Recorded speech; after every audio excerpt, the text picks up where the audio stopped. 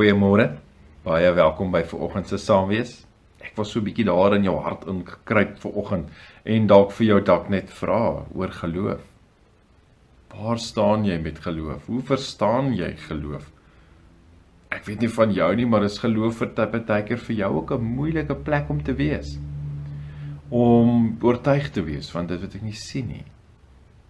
Om in moeilike omstandighede in my lewe moed te hou deur my geloof. Dis moeilik. Geloof is 'n moeilike ding. Nou daarmee vat ek jou na Johannes 11 vers 40. Jesus sê toe vir haar: "Het ek nie vir jou gesê, as jy glo, sal jy die openbaring van die wonderbaarlike mag van God sien nie." Geloof is om te kan sien dit wat ander mense nie noodwendig altyd sien nie.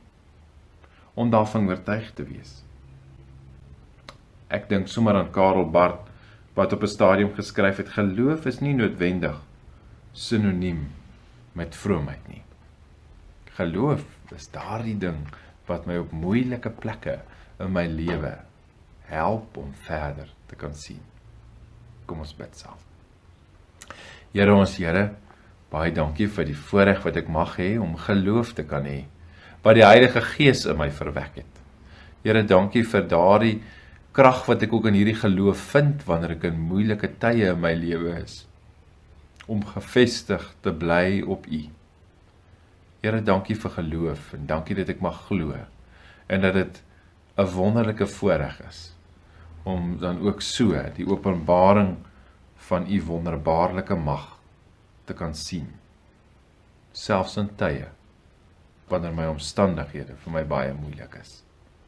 Amen. Mag jou geloof jou dra in 'n moeilike tyd waar jy dalk vandag mag wees. Mag geloof jou help om jou oë gefestig te hou, verder as wat jy dalk nou fisies kan sien.